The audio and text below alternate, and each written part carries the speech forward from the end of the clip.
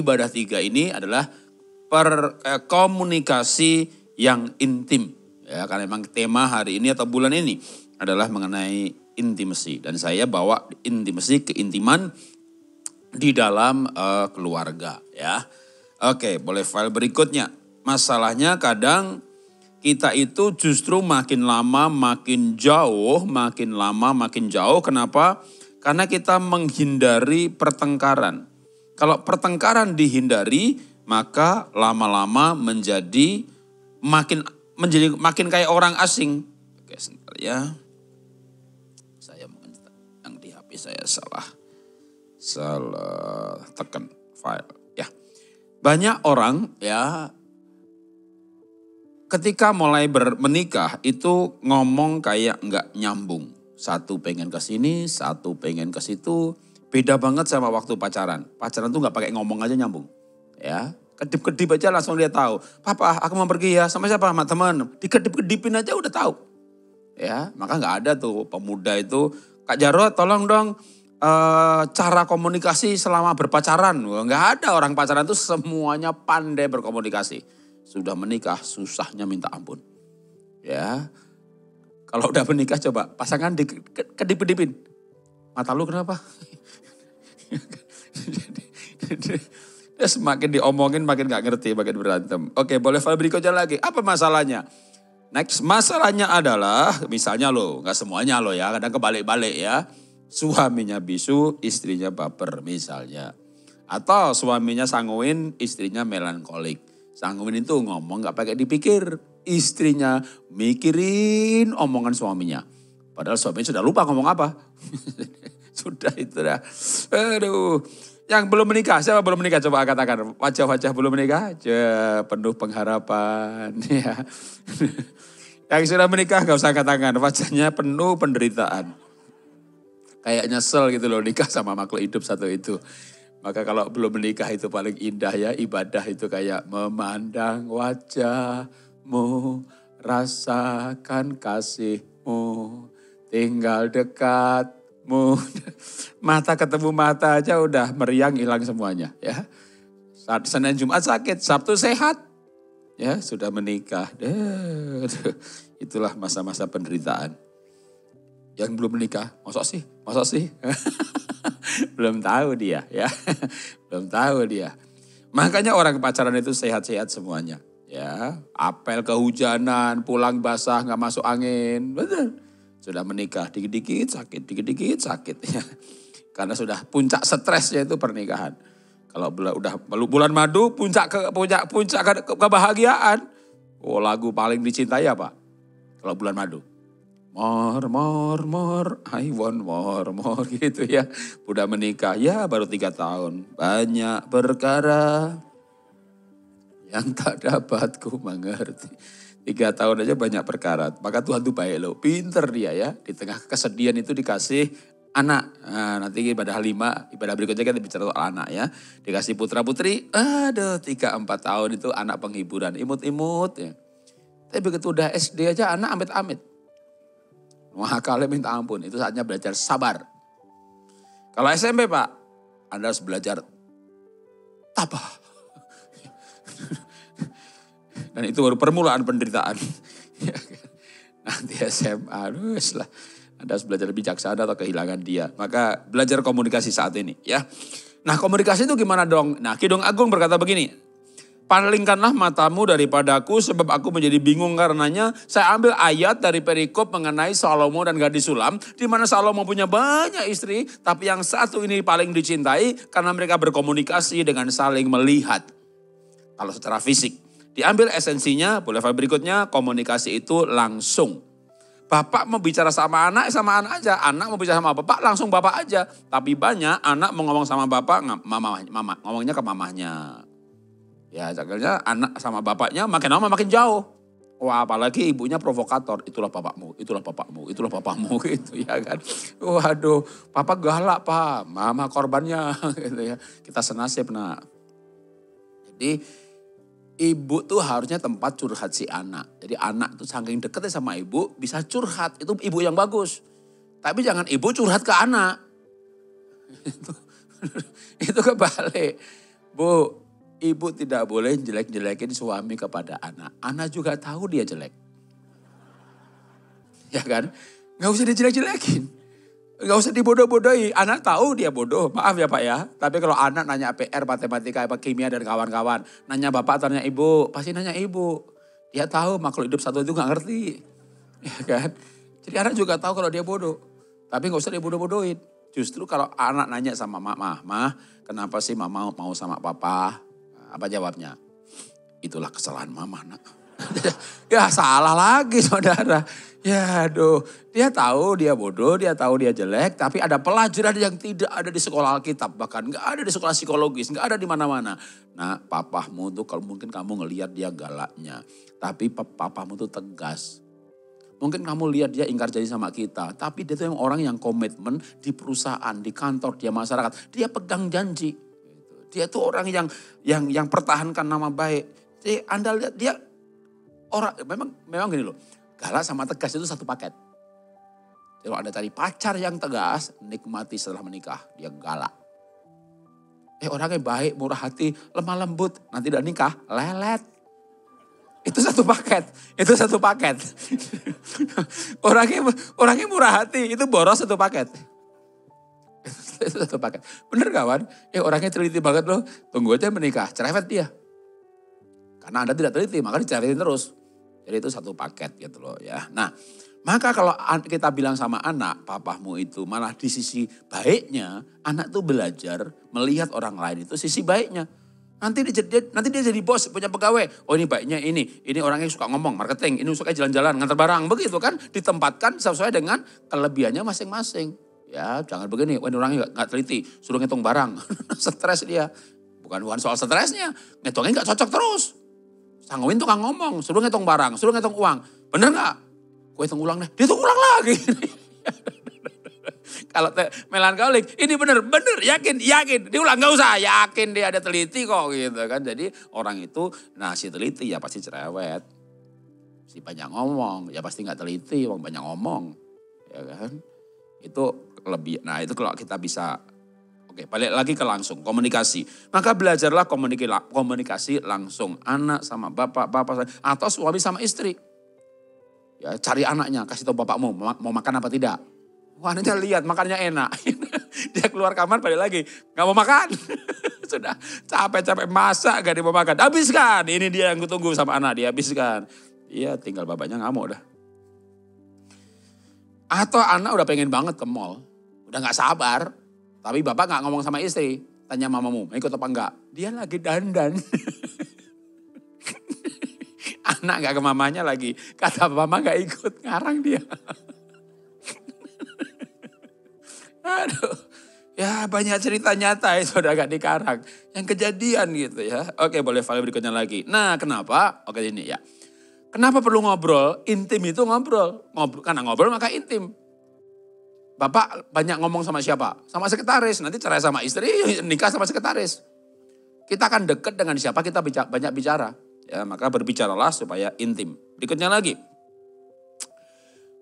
Kita harus belajar, ini yang susah. Ini pelajaran paling susah adalah suami itu belajar bercerita kepada istri. Kenapa paling susah? Suami itu kagak punya telinga, yang kedua kagak punya mulut. Sementara istri telinganya minta ampun. Butuh 5.000 kata satu hari. Kalau belum dengar banyak kata, enggak jinak dia. Masih kayak, kayak laki-laki belum makan gitu ya. Maka wanita itu makhluk hidup yang telinganya kualitasnya bagus. Perlu banyak perkataan. Sementara laki-laki, telinganya kagak ada gunanya. Ibu lihat aja tuh telinga suami. Cuma aksesoris itu ditempel di situ. Kagak bisa denger. Apalagi yang cuma aksesoris kalau laki-laki, hidung. Ya bukan aksesoris sih, laki-laki itu hidung cuma oksigen, CO2, oksigen. Ya, cuma alat pernafasan, tapi penciuman tidak berfungsi. Maka ibu itu, kamu tuh bau, itu bau nempel dia aja gak bau. Laki-laki itu matanya yang kuat, maaf jorok ya. Perempuan laki jalan bareng-bareng, pasti wanita yang penciumannya dulu. Itu wanita yang ngomong. Laki-lakinya, mana kagak ada. Ya kan? Dicari pakai matanya. Karena hidungnya tidak mendeteksi. Emang begitulah lagi perempuan. Ya kan? Sementara itu laki-laki wanita bahagia kalau dia dengar cerita, dengar I love you. Dia pengen dengar, makanya sudah menikah 10 tahun, 20 tahun, anak udah 3. Pa, kenapa? Pa, kenapa? Kamu tuh cinta aku gak sih? Anak udah 3 masih nanya. Bagi kita gak masuk akal. Ku nikahi kamu itu, aku cinta kamu. Jawaban yang salah. Harusnya Bapak bilang, aku tuh cinta banget sama kamu. Nomor 1 di dunia, aku cinta kamu gitu loh. Kenapa? Nanya lagi kenapa saudara? Ya memang itu wanita, udah pengen dengar lagi. Ya udah jawab aja saudara, jawab aja. Memang dia sukanya mendengar gitu. Loh ibu itu sudah dandan, sudah ngaca, sudah tahu bagaimana penampakannya. Masih nanya, aku cantik enggak? Lah tadi ngaca berapa lama itu? Wanita itu bertanya tidak untuk tahu Pak. Dia bertanya untuk mendengar. Dia sudah tahu. Maka juga memberi nasihat wanita itu memang dia tuh sebenarnya butuh dengar aja. Dia gak butuh nasihat sebenarnya. Masalah anak dia lebih pintar lah. Tapi ya dia tuh pengen didengarkan juga. Dia pengen bercerita juga. Maka kalau dia bercerita damai di bumi. Jadi wanita tuh harus dengar, harus cerita. Makanya Bapak harus pasang telinga. Nah susah, tapi keintiman itu terjadi kalau orang berbicara, mendengar dan bercerita. Nah sebenarnya Bapak gak punya telinga, pura-pura dengerin aja Pak. Dengarkan pakai matamu, lu dengerin pakai mata. Itu loh Pak lihat, itu bibir gitu loh. Itu loh saudara. Makanya orang pacaran itu kan laki-laki dengerin pakai matanya kan. Maka kalau ceweknya gak percaya coba habis ada bercerita panjang lebar itu ada gini, gimana menurut kamu? Apanya? Tadi gak denger dia, tadi dia ngelihat gitu loh. Tapi itu menolak membuat kita seolah-olah kita mendengar gitu loh ya. Dan ibu jangan ngetes ya, nanti suami gak bisa komentar juga. Jadi wanita memang suka bercerita. Atau bahkan gini, wanita tuh gak ada masalah kok. Masalahnya cuma satu, dia pengen ngomong. Anak begini, iyalah ibu lebih tahu lah soal anak. Lebih tahu dia. Jadi kalau ibu tuh bicara masalah anak, masalahnya bukan anak bapak-bapak. Masalahnya dia mau ngomong. Jadi kalau anak bercerita soal, istri bercerita anak. Udah mah jangan banyak ngomong, tak kasih nasihat. Dia gak butuh nasihat, dia lebih pintar soal anak. Gitu. Tapi, Pak begini, aku udah tahu. Dia cerita soal gereja, soal pendeta, jangan dipotong, aku udah tahu. Tapi aku mau ngomong, aku udah tahu, tapi dengerin dulu. Bagi kita itu yang bikin stres Pak, kita terus dengerin. 1 yang kita sudah tahu, 2 yang tidak penting.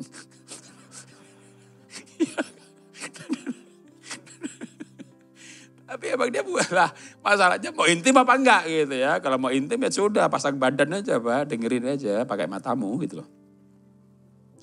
Yang kedua berikutnya, apa itu komunikasi? Hadir.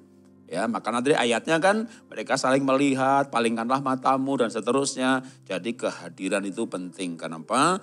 Karena walaupun mungkin online dengan video chat segala macam, sentuhan tak terwakilkan. Apalagi kalau zaman dulu ya, zaman dimana masih ada cerita ini, memang zaman cerita dimana masih ada tukang pos.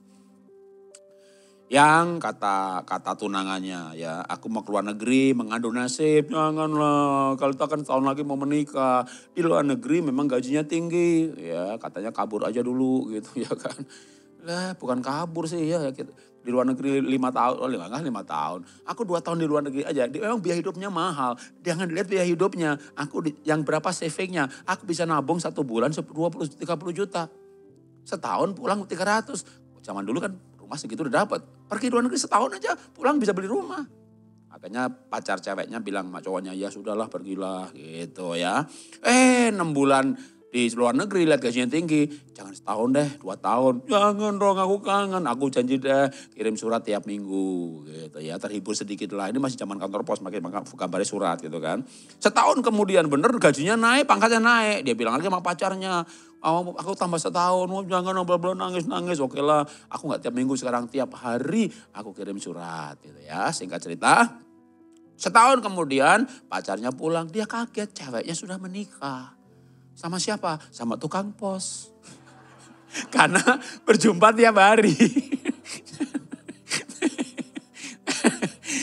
Tahun berikutnya itu Pak surat udah gak dibuka itu karena dia udah ketemu tukang posnya, ngobrol sama dia dah.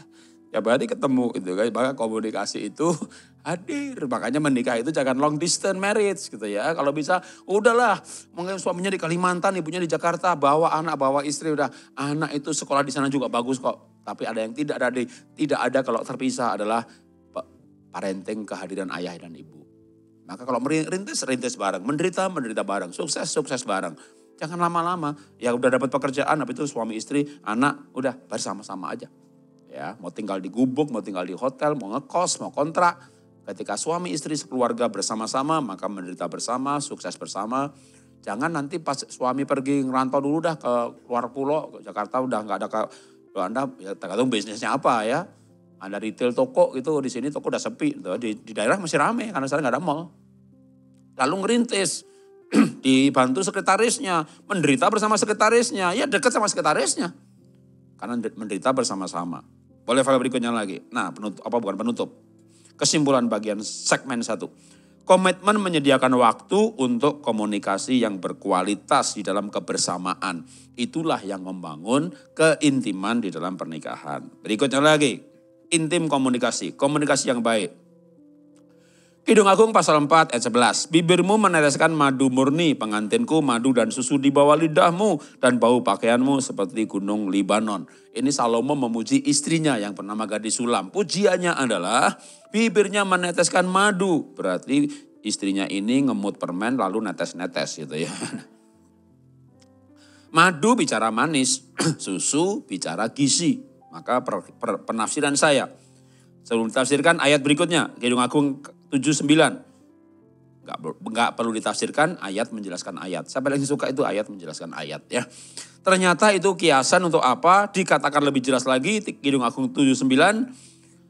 Kata-katamu manis, jadi memang perkataannya itu manis. Kalau tadi seperti madu, sekarang seperti anggur. Kalau bicara susu, maka itu kata-kata pengajaran, ada isinya, nggak cuma banyak ngomong, nggak ada isinya. Tadi saya bilang gitu ya, wanita seperti ini jarang, kebanyakan ngomong itu nggak penting. Sementara suami suruh dengerin yang tidak penting gitu ya. Tapi ntar yang ibadah ketiga tak jelaskan pentingnya ngomong yang tidak penting, saudara. Atau sekarang jelasin juga ya, dikit aja ya. Waktu pacaran tuh namanya sih kencan. Kencan tuh apa sih? Dating. Dating tuh apa sih? Dating itu ngomong yang tidak penting. Kalau ngomong yang penting namanya meeting.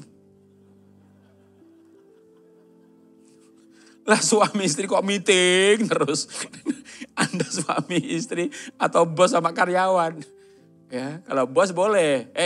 Kalau yang nggak penting sama itu ya, manajer ya, kalau yang penting kan sama saya gitu ya. Pak bos namanya, suami bos ya kan. Tapi masa suami istri meeting terus gitu loh ya. Jadi justru dating itu ngomong yang tidak penting. Yang udah nikah, dating lagi. Dulu kita kencan itu berangkat apel, lihat kucing mati. Loh kita bisa ngobrol tentang kucing mati loh. Yang didengerin juga, yang diceritain juga mau dengerin. Kenapa? Karena ya ceritanya nggak penting sebenarnya, yang penting ketemu gitu ya. Maka dating itu ngomong yang tidak penting. Begitu menikah, meeting terus karena hanya ngomong yang penting-penting. Ngomong yang penting beda berdapat, ya berantem ya, gak intim lagi. Makanya ngomonglah yang tidak penting. Dating itu 1, ngomong tidak penting. 2, ngomong yang sudah tahu. Loh, ada pacaran, nonton film bareng-bareng, lalu makan. Sambil makan kan ngobrol yang ditonton tadi kan. Coba Anda menikah, nonton bareng, lalu makan. Tadi begini, aku juga lihat.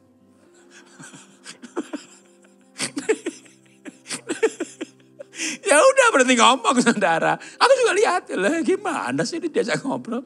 Ya udah lihat ya gimana, ya udah lihat ya gimana. Ya, makanya memang itu indikator keintiman. Kalau orang masih bisa dating, yaitu ngomong tidak penting, 2 ngomong tidak, nah yang sudah susah. Udah tahu kan didengerin gitu kan. Karena begitu menikah kita mikirnya produktif, efektif, efisien, jangan buang waktu. Nggak ngomong relasi lagi. Karena sudah punya dimiliki, maka tetaplah bangun relasi. Karena intim itu relasi.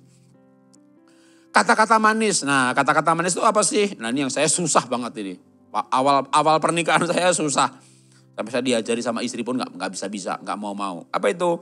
Minta maaf, tolong, terima kasih, pamit. Nah, saya tuh kalau pergi aja gitu. Sampai istri saya itu, kamu pergi kemana? Ke sini. Kok nggak pamit? Nah, sebentar lagi pulang ngapain pamit? Aku juga pergi nggak selamanya. Ngapain pamit? Lah kalau ada orang telepon, dulu kan belum ada HP ya, telepon di rumah. Kalau ada orang telepon biar saya bisa kasih tahu kamu kemana. Kalau ada telepon kasih tahu saja dia pergi nggak tahu kemana gitu loh. Lah masa istri nggak tahu suaminya kemana? Kan nggak harus tahu. Jadi saya diajari pamit aja bantah terus. Lah kenapa? Kalau istri saya keluarga cemara, kalau saya keluarga, aduh keluarga neraka dah. Saya ada keluarga yang amburadul. Kalau saya cari bapak saya, Bu, bapak ini ngendi? Orang ngerti le, nggak tahu. Lah kok nggak tahu gimana Bu? Kalau mati gimana? Haleluya le, puji Tuhan. Nek bapakmu raonon, kalau bapakmu tuh nggak ada, damai di bumi nak. Oh bapakmu neng omah, bapakmu di rumah, malah hati saya teratapan. Teratapan tuh hati berdebar, duduk begitu. Kenapa? Bapakmu ngamuan le ya setan. Ngamuan, marah terus. Makan belum siap, marah, ini marah, ini marah. Ibu saya ditendang. Gitu ya. Jadi saya lahir di keluarga yang bapak saya nggak pamit sama ibu juga nggak pamit sama bapak. Jadi ya begitu menikah ya kita sih nggak berantem sampai begitunya. Tapi ya pergi-pergi aja gitu ya.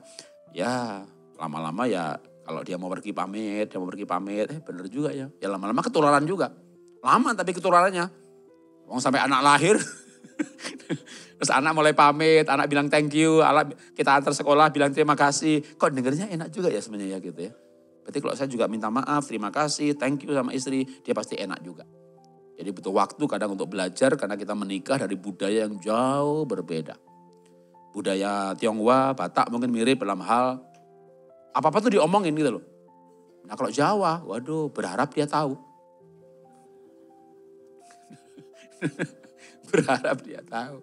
Oke, boleh file berikutnya lagi. Apa itu kata-kata manis? Kata-kata yang kayak seperti susu lagi. Karena pria wanita itu berbeda, maka caranya berbeda. Misalnya wanita itu bisa ketemu langsung ngomong, itu gereja, itu pendeta, itu tur, itu makan. Itu nyambung tema, berganti tema, bolak-balik bisa. Kalau laki-laki itu sebenarnya nggak bisa begitu, kecuali spesies tertentu. Ya secara umum itu ya, kalau istri saya itu malah namanya appointment tematik. Jadi nanti sore aku mau bicara ini gitu. Bahkan kadang dia nanya, kamu kapan kosongnya? Kalau gitu berarti mau meeting tuh. Mau bicara yang penting gitu ya. Kapan kosongnya? Kenapa? Kalau saya juga orang yang HP saya itu 2 gitu ya. Saya kan kerjaan saya di gini semuanya. Di HP semuanya. Kalau lagi kerja diajak ngomong ya pasti saya akan fokus ke sini. Padahal saya itu multitasking loh. Saya ini laki-laki yang kebalik, banyak wanita itu multitasking. Tapi saya laki-laki yang multitasking. Saya bisa pasang 4 kanvas sekaligus dan melukis 4 serentak, 1 gaya naturalis, 1 ekspresionis, itu bisa. Saya orang yang kuliah teologi lulus cum laude, dan ketika saya kuliah sejarah gereja, saya buka laptop, saya nulis buku pernikahan, itu saya bisa. Saya bisa khotbah begini, bahkan kalau HP 2 di sini, 1 jawab WA bisa loh. Tapi tentu yang copy paste atau yang share. Saya bisa double prosesor multitasking. Tapi itu kan jengkelin pasangan ya. Karena bisa begitu, maka kalau dia ngomong, aku kerja. Sedangkan ibu pengennya apa? Kalau saya ngomong lihat. Suami berkata rahmati, setan jangan dilihat. Maka ibu senyum ya, ibu bukanya yang baik biar melihatnya enak gitu ya. Nah, hal itu kita alami, maka istri saya daripada dia bicara saya cuekin, dia minta waktu. Nah kalau saya minta waktu itu saya lihat, oke ini jam habis makan selesai kok kerjaan. Habis makan aja deh, selesaiin dulu. Ya, jangan maksa juga mau ngomong sekarang. Karena kita menikah itu tidak meleburkan kepribadian. Tapi masing-masing punya me time, masing-masing punya kerjaan, masing-masing tanggung jawab. Tapi jangan me time terus, egois. Ada our time, family time. Maka yang paling bagus ya walaupun sudah menikah, bikin appointment. Malah dalam hal ini saya belajar dari orang-orang yang tinggal bersama tanpa surat nikah. Mereka lebih bahagia, tidak ada KDRT, tidak ada paksa memaksa. Surat nikah seolah kayak legalisasi KDRT. Kristen lagi, ada surat nikah lagi, gak boleh cerai. Tempeleng, gak akan bercerai. Coba tinggal bersama tanpa surat nikah, tempeleng, bubar mereka. Tapi mereka tidak mau bubar, bukan era 20-30 tahun lalu, era free sex. Era new age movement, di mana mereka punya integritas, baik hati, hak asasi, menghormati orang lain. Memang kalau saya ditanya, berarti boleh Pak tanpa nikah? Oh enggak, Alkitab mengajarkan pemberkatan dulu baru hidup bersama. Cuma mereka tuh begitu sopannya dan saling menghargai. Karena kalau enggak menghargai mereka bubar. Kenapa bubar? Karena enggak ada suratnya. Tapi mereka enggak mau bubar, maka saling menghargai. Ya bagusnya itu ada suratnya, pemberkatan dan saling menghargai gitu loh. Ya. Berikutnya lagi, bagaimana itu ramah, kata-kata manis seperti susu, seperti madu, tidak ngotot. Dalam hal ini mohon maaf ya, yang ngotot tuh maaf loh ya. Maaf lagi nih ya, maaf dulu ya. Ibu-ibu atau bapak-bapak? Ibu-ibu. Masa sih? Lah bener, yang belum menikah? Enggak ada kayaknya. Laki-laki belum menikah. Wanita itu seperti dikatakan Alkitab dibuat dari tulang. Tulang itu buang dagingnya, buang ototnya. Halus. Maka wanita itu makhluk halus. Tapi laki-laki dari tanah, ditendang hancur. Wanita itu tulang itu keras. Sebelum menikah dia halus. Setelah menikah, ya tulang juga gak berubah. Cuma kita melihat sisi yang berbeda. Tulang itu keras sekali. Dibanting pun gak akan pecah. Maka bapak-bapak jangan patahkan itu tulang. Kalau bapak patahkan itu tulang, wanita patah hatinya, matilah kau. Karena tulang patah itu runcing sekali.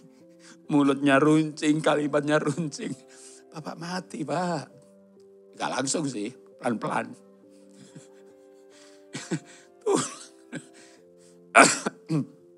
Nah, maka ibu-ibu belajarlah untuk tidak runcing, tidak keras kayak patah tulang yang patah.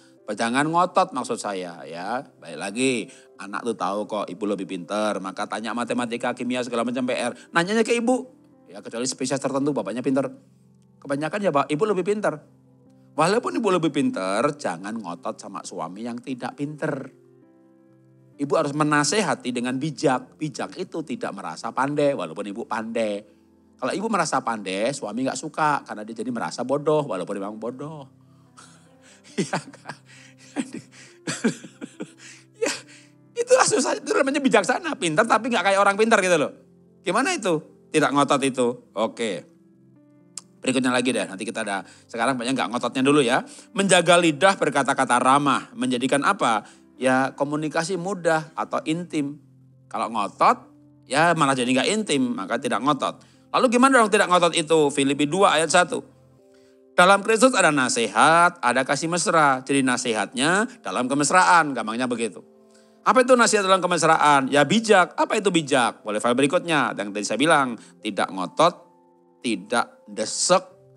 Bijak itu beberapa hal. Pertama, demi yang dinasihati. Ya, demi yang dinasihati itu gimana sih? Ibu punya suami, marah depan umum. Pak, kamu tuh jangan marah depan umum, aku kan malu. Anda menasihati demi sendiri, aku malu. Ya sudah, suami lihat dia malu, menderita, besok aku bikin menderita lagi. Maka nasihatilah demi dia.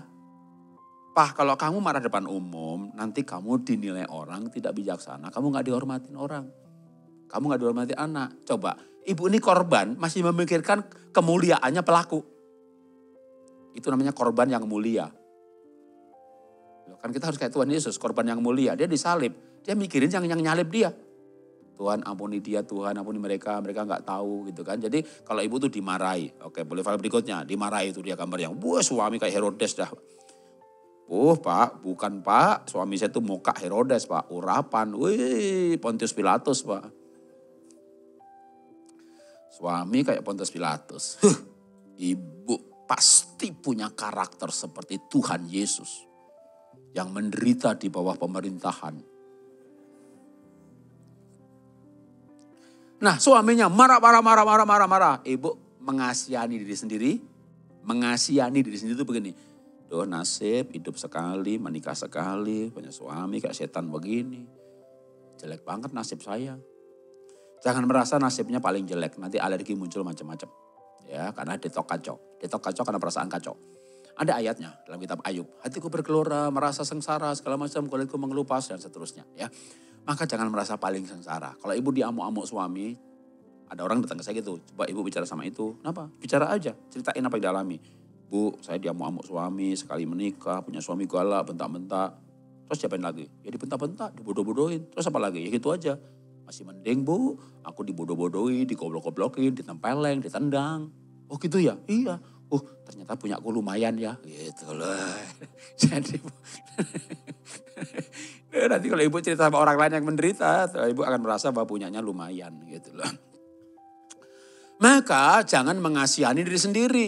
Lalu gimana dong? Nah itu susahnya. Dalam hidupmu bersama, taruh pikiran, perasaan Kristus. Paling enggak kita yang lahir baru. Ketika kita dimarahi, dan orang itu marah yang ngaco, udah pasti dia belum lahir baru deh. Ibu harus kasihan sama pelaku. Lu kasihan ya dia marah-marah sama saya, pasti darah tingginya naik deh. Nanti malam pasti tidur gak pules. Kalau tidur gak pules besok kan dia badannya pegel sakit semuanya tuh. Aduh kasihan ya Tuhan, belum lagi dia marah begitu. Dalam hati aja ya, dimarahi. Tuhan beri kekuatan pada jantungnya Tuhan, jangan sampai putus dulu Tuhan. Nanti dia mati Tuhan. Tuhan dia marah, dia ngamuk Tuhan. Itu darah tinggi, stroke nanti dia Tuhan. Karena dia belum lahir baru Tuhan. Tuhan beri kekuatan pada jantungnya. Kalau dia sudah lahir baru Tuhan, pasti masuk surga, ambil nyawanya. Ya baik-baik dikit aja, dikit lah gitu ya kan.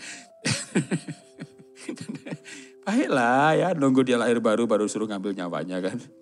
Tapi jangan sekarang, jangan ya. Jangan. Ibu lagunya apa sih ibu? Kalau punya suami jahat lagunya apa?